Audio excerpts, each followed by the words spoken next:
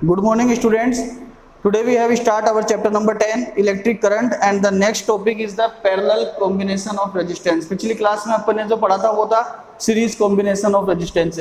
अभी जो स्टार्ट कर रहे हैं अपन वो आज है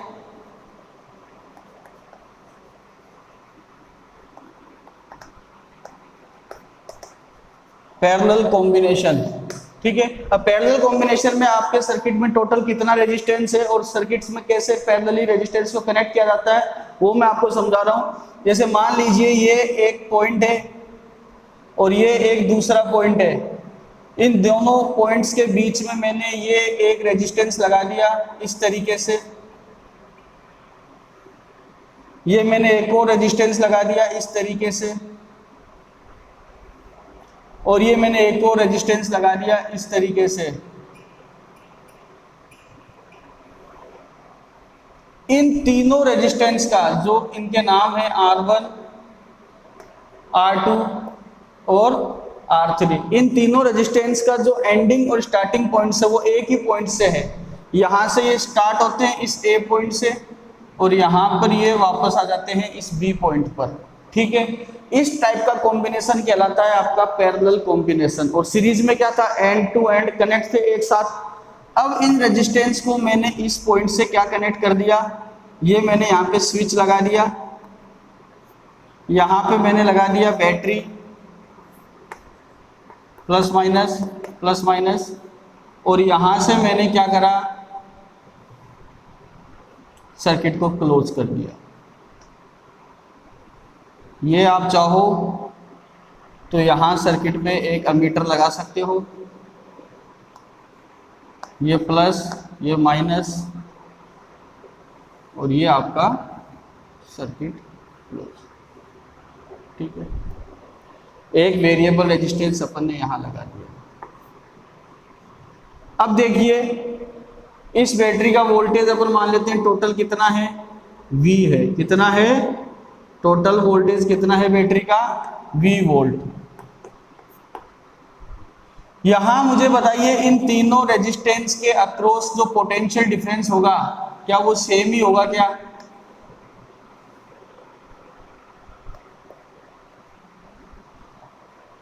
क्योंकि जब भी पोटेंशियल डिफरेंस की बात आती है तो अपन डेफिनेशन में पढ़ा था, पोटेंशियल डिफरेंस क्या होता है, किसी भी कंडक्टर के अक्रॉस दी एंड कितना पोटेंशियल डिफरेंस है, उसी को अपन बोलते हैं पोटेंशियल, इलेक्ट्रिक पोटेंशियल। और यहाँ पर इन तीनों रेजिस्टेंस का अक्रॉस दी एंड्स क्या यही कॉमन पॉइंट्स है क्या? तो जितना पोटेंशियल R1 रेजिस्टेंस के होगा उतना ही R2 लेगा और उतना ही R3 लेगा, क्योंकि तीनों क्या है पैरेलल में। तो आपको ये बात ध्यान रखना है, in parallel combination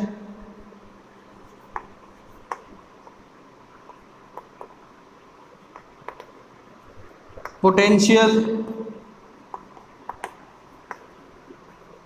difference is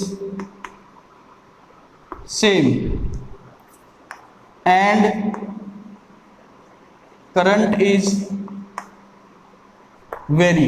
यहां से जो करंट चलेगा इस बैटरी से निकल करके वो मान लीजिए I था, लेकिन जैसे ही वो करंट यहां पहुंचेगा उसको तीन पाथ मिलते हैं जाने के लिए। वो करंट इधर भी जा सकता है, वो करंट इसमें भी जाएगा और वो करंट इसमें भी जाएगा। मान लेते हैं इस R1 रेजिस्टेंस में कितना करंट चला गया, I1। इस R2 रेजिस्टेंस में कितना करंट चला गया, I2। और इसमें कितना करंट चला गया, I3। I1 इधर से आया, I2 इधर से आया, I3 इधर से आया और तीनों मिलकर के वापस से क्या बन गए, I। तो सर्किट का टोटल करंट I है, टोटल पोटेंशियल V है और इस सर्किट का टोटल रेजिस्टेंस कितना है, कैपिटल R है। तो ये सब मान लेता हूं मैं, let total resistance of circuit capital R, potential capital V, current capital I। ठीक है, इन तीनों रेजिस्टेंस में जो करंट गया I1, I2, I3, इस I से तो ज्यादा हो नहीं सकता क्योंकि सर्किट का टोटल करंट तो I ही है। ठीक है, तो यहां से मैं ऐसे लिख सकता हूं क्या, I is equal to I1 plus I2 and plus I3, क्योंकि टोटल करंट इससे ज्यादा नहीं हो सकता। अब अपन सबसे पहले ओम्स लॉ अप्लाई करते हैं। Ohm's law apply in whole circuit. तो मुझे बताइए V equals to I R, total resistance अपन ने कितना माना, कैपिटल R, तो V इक्वल्स टू क्या होगा, आई आर। क्या I को निकालने के लिए R नीचे ला सकता हूं क्या, तो I क्या रहेगा, V अपॉन R। यहां पर ये क्या है, I टोटल करंट है सर्किट का, V टोटल पोटेंशियल है, और R टोटल रेजिस्टेंस। जो हमें निकालना है कि इन तीनों को अगर पैरेलल में लगाएं तो सर्किट का टोटल रेजिस्टेंस कितना रहेगा।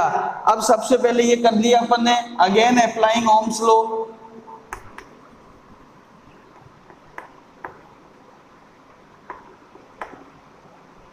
ऑन एवरी इंडिविजुअल रजिस्टर, तीनों रजिस्टर्स पर अलग अलग अपन ओम्स लॉ लगाएंगे। तो पहले रजिस्टर में पोटेंशियल डिफरेंस कितना है, V, करंट कितना है I1, रेजिस्टेंस कितना है R1, तो V equals to I1 R1। ऐसा लिख सकते हैं कि अपन V equals to I1 R1। मुझे बताइए यहां से I1 निकालूंगा तो क्या बनेगा, V अपॉन R1। क्या ये पहले रेजिस्टेंस के लिए है क्या, ऐसे ही मैं दूसरे रेजिस्टेंस के लिए निकालूंगा तो I2 क्या आएगा, V अपॉन R2। ऐसे ही मैं तीसरे रेजिस्टेंस के लिए करंट निकालूंगा तो क्या आएगा, V अपॉन R3। क्या I1, I2 और I3 तीनों को ऐड करके यहाँ पे रख सकता हूँ क्या इक्वेशन फर्स्ट में, तो मेरे पास में क्या बनेगा, I equals to V upon R1 plus V upon R2 plus V upon R3। ये सारी वैल्यू मैंने डाल दी।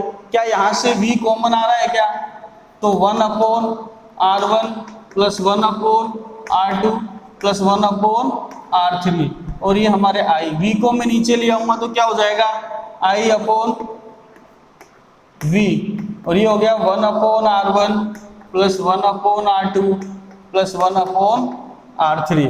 इधर देखिए I अपॉन V को क्या लिख सकता हूं मैं, ये V को अगर मैं नीचे ले आऊंगा यहाँ से तो I अपॉन V, V नीचे आ गया तो ऊपर खाली R ही बचेगा, 1 ही बचेगा, तो I अपॉन V क्या रहेगा, 1 अपॉन R। तो ये क्या बन चुका है आपका, 1 upon R equals to 1 upon R1 plus 1 upon R2 plus 1 upon R3। ये क्या था हमारे पैरेलल में इक्विवेलेंट रेजिस्टेंस, सर्किट का टोटल रेजिस्टेंस क्या था, R, जो हमने माना था। तो हम ये कह सकते हैं क्या कि पैरेलल कॉम्बिनेशन में सर्किट में जो ओरिजिनल रेजिस्टेंस आएगा, सारे रेजिस्टेंस का टोटल, वो उनके इंडिविजुअल सम से कम आएगा। कैसे कम आएगा, जैसे मान लो कि ये R1 5 ओम था, 5 ओम, और R2 कितना था, 6 ओम था। 5 प्लस 6 अगर ये सीरीज में होते तो सीधे के सीधे ऐड हो जाते, R1 प्लस R2 तो 11 ओम हो जाता। मतलब कि टोटल रेजिस्टेंस इंडिविजुअल से ज्यादा था, 11 5 से भी ज्यादा था और 6 से भी ज्यादा था।